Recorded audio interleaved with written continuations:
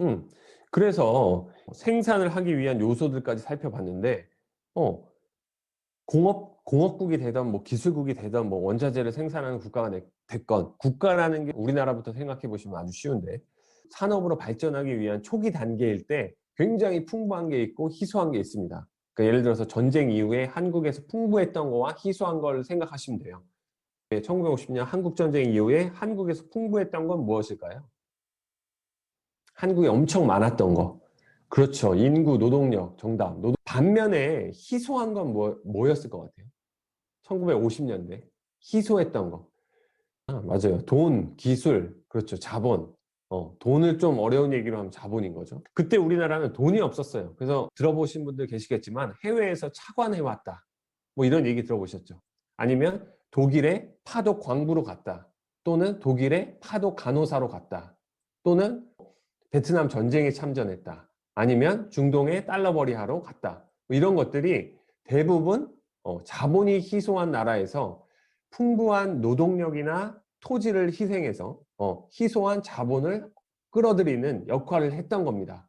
그래서 일반적으로 이 희소한 자본을 유치하는 방법에는 해외 투자를 받거나 차관을 받거나 우리가 직접 풍부한 노동력을 수출하는 방법, 파견하는 방법들이 있습니다.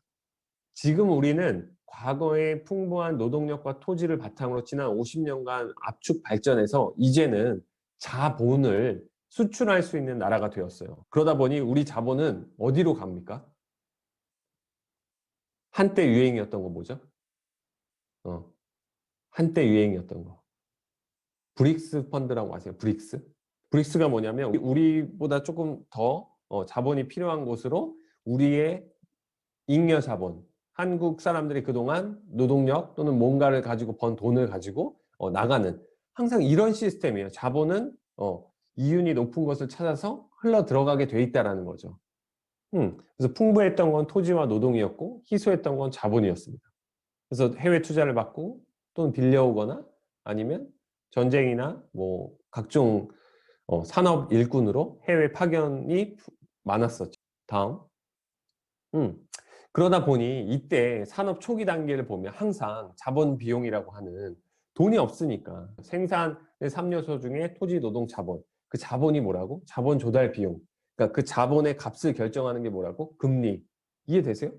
그러면 희소했다라는 건 무슨 얘기예요? 돈이 별로 없으니 돈의 값어치는 어땠을까요? 돈의 값이었던 금리는 어땠을까요? 돈의 값은 어땠냐고요? 엄청 높죠. 제가 초등학교 때까지만 해도 금리는 10%였어요. 그러니까 우리는 투자에 관심을 가질 수가 없는 나라였죠. 그죠? 네. 금리가 10%인데 누가 투자를 합니까? 그거보다 더 벌 수 있는 환경이 물론 있었긴 하지만 이해되시죠? 그러니 희소한 자본의 비용은 높았고 풍부한 토지 노동의 가격은 저렴했다라는 거죠.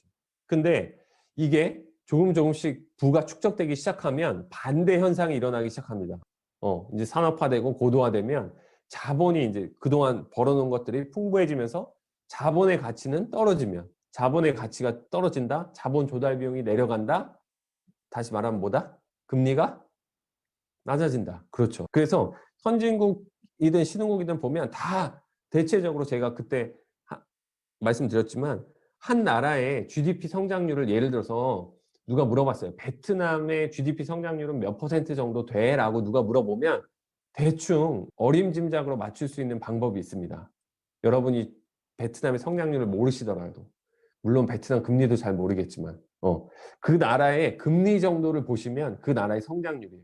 그러니까 중국이 금리가 한 6%대다. 그래서 지금 뭐 미국이 당연히 0%대 금리니까 미국 돈들이 중국으로 많이 와 있잖아요. 지금 코로나 때문에 와 있었을 때도 보면 그 갭을 먹겠다라는 거잖아요. 환율로만 손해를 안 보면. 근데 중국 금리가 6%라는 얘기는 무슨 얘기냐? 중국의 연간 GDP 성장률이 대충 6% 정도 된다라는 의미입니다. 이해되세요? 한국이 8% 금리다. 그러면 한국이 연간 8% 정도 성장한다라고 보시면 되는 거예요. 근데 한국이 최근에 몇 퍼센트 성장한 줄 아세요? 경제 성장이? 이렇게 여쭤보면 이제 맞출 수 있어야지. 역성장. 역성장이라고 말씀하셨으면 그러면 한국 금리는 몇 프로인 거야? 1, 2%? 아니지. 역성장이라고 말씀하신 분은 제가 지금 드린 팁으로 말하자면 역성량은 마이너스니까 마이너스 금리라는 거잖아요. 그렇지, 마이너스 금리라는 거죠. 한국이 대충 몇 퍼센트 성장하는 것 같으세요? 가 바로 한국은행 금리와 GDP를 말하면 된다니까요. 한국이 대충 1% 정도 성장한다, 연애. 그럼 1%라니까요, 금리가. 근데 한국이 역성장하는 거 아니에요. 코로나19 때 빼고. 코로나19를 빼면 한국이 한 1.5에서 2% 성장한다. 그러면 금리는 1에서 2% 사이인 거예요. 미국이 금리가 지금 몇 퍼센트죠? 0%다. 원래는 한 2%였다. 근데 최근 코로나19로 0%까지 내렸다. 그럼 0% 성장한다는 거예요. 역성장이라는 얘기죠. 어찌됐든 금리를 예측해보면 그 나라의 성장률을 대충 어림짐작으로 알 수 있는데 그 이유는 그 금리라는 게 자본 조달 비용이기 때문이다 라는 얘기입니다. 다음. 네, 그래서 생산의 3년생 토지 노동 자본에서 이 자본이 희소해지냐 아니냐에 따라서 생산을 더 풍부하게 할 수 있냐 아니냐가 결정된다. 하여튼 자본이 제일 중요하다. 이 세 가지 요소 중에서는 자본이 기본이 된다. 그래서 우리가 알고 있는 GDP라든지 GNI도 있고 뭐 GNP도 있고 뭐 여러 가지가 있지만 우리가 흔히 국가 간의 경쟁력을 비교하려고 쓰는 지표 GDP에서 이 GDP의 기준은 뭐죠? 총 생산을 기준으로 하지 총 소비를 기준으로 하지 않는다. 소비에는 부가가치라는 게 붙어 있기 때문에 생산물의 가치를 가지고 비교해서 측정한다. 국가 간의 경쟁력을. 그래서 GDP를 통해서 비교한다. 다음. 우리 지난번에 얘기했던 것처럼 생산성 향상이라는 걸 여러분은 꼭 알고 계셔야 되는데 왜냐하면 우리는 금리에 투자하는 것도 아니고 금리는 뒤에 말씀드리겠지만 결국은 주식과 부동산이나 다른 어떤 투자에 대한 상대적 매력도를 알기 위해서 금리를 공부하고 환율을 공부하는 거지 나머지로는 중요하지도 않아요. 그래서 실제로 경트초에서 제일 중요한 요소는 뭐냐? 생산의 3요소가 뭐였지? 그다음 생산의 3요소 중에서 토지 노동보다 더 중요한 건 뭐라 그랬지? 그 자본은 어떻게 결정되지?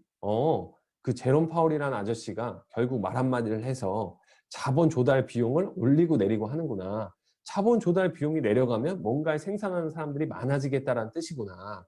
라고 이해하시면 된다는 거죠. 기본적으로. 생각이 이렇게 꼬리를 물면서 가야 돼요. 어찌됐든 그럼 생산성 향상이라는 건 뭐냐? 요건 꼭 알고 계셔야 돼요. 국내 총생산, 생산의 3요소 다 생산이잖아요. 그러면 생산이라는 걸 높이는 방법은 뭐냐? 그게 생산성 향상인데 A라는 기업이 100평의 공장 부지에 100명의 공장 인부를 써서 그리고 100억의 은행 돈을 빌려가지고 연에 1000억짜리 제품을 생산한다고 가정해 봅시다. 이 회사는 이제 1000억치의 제품 생산을 해내는 거예요. 그럼 GDP 1000억인 거죠. 이 A라는 회사만을 보면 GDP 1000억인 겁니다. 근데 이 생산성 향상이라는 건 뭐냐? 아니 그 옆에 B 기업이 갑자기 똑같은 물건을 생산하는데 50평에 50명의 인력을 가지고 50억의 비용만 투자해서 1000억치를 생산하더라는 거예요. 그래서 어떻게 이게 되지? 라고 본 겁니다. 왜 더 작은 평수에서 더 작은 인력을 가지고 또 작은 돈을 가지고 똑같은 1000억 원의 가치, 사회적, 그러니까 소비적 가치를 만들어내지라고 봤더니 이 B라는 회사는 A라는 회사와 다르게 마케팅이라는 걸 했는데 이 마케팅이라는 게 결국에는 생산성 향상의 수단인 겁니다. 결국 마케팅도 도구인 거죠.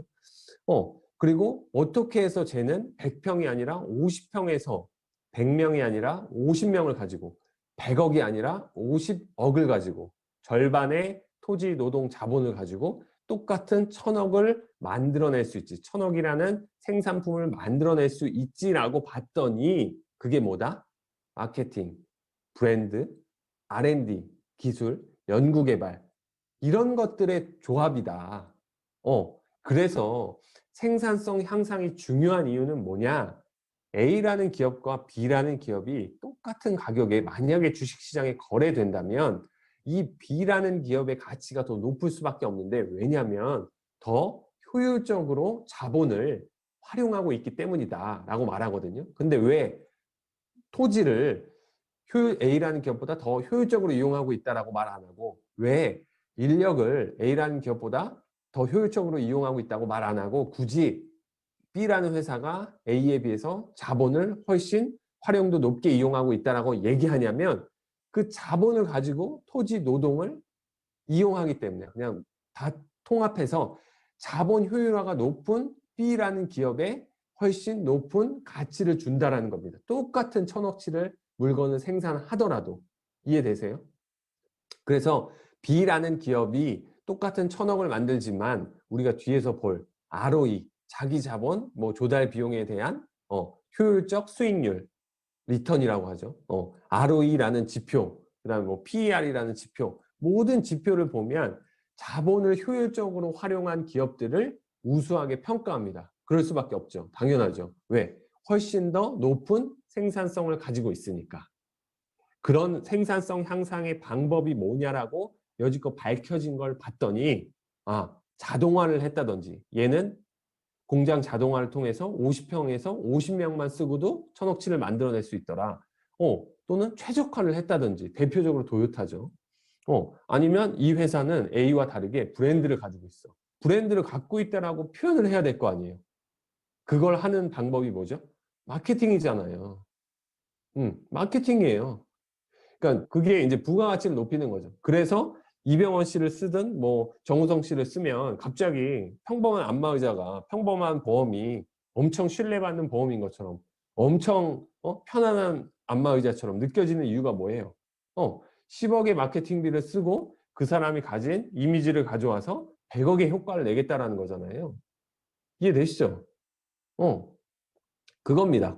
그래서 생산성 향상하는 방법은 아주 여러 가지인데 뭐 자동화를 하든 최적화를 하든 브랜드 가치를 높이든 연구 개발을 하든 R&D를 하든 이런 걸 통해서 동일한 천억이라는 부가가치를 만들어내는데 좀 더 자본을 효율적으로 활용하는 기업, 이걸 시장에서는 자본 효율적 기업이라고 말한다. 생산의 3요소 중에 가장 중요한 건 뭐다? 자본이다. 결국 자본을 통해서 토지도 노동도 마련할 수 있다 라고 기억하시면 됩니다. 다음. 그래서 이제 이런 걸 상대적으로 비회사가 고부가가치라고 표현하는 거예요. 비회사가 훨씬 고부가가치 산업에 종사하고 있다라고 얘기하는 겁니다. 다음. 자, 그렇다면 생산의 3요소는 토지, 노동, 자본이고 그 중에 가장 중요한 게 자본인데 그 자본의 값, 돈의 값을 결정하는 게 미국 연준이고 이 돈의 값이라는 게 뭐다? 결국 금리라는 건데 금리를 오리고 내리는 이유는 세상에 뭔가를 좀 더 풍부하게 생산해내라는 의미 또는 너무 과잉 생산됐으니 뭔가 좀 덜 생산하게끔 자본 조달 비용을 높여가지고 이제는 더 이상 토지와 노동을 과도하게 빌려가지고 뭔가 하지 말라고 제어를 하는 역할을 하기 위해서 자본의 값인 금리를 가지고 올리고 내리고 한다.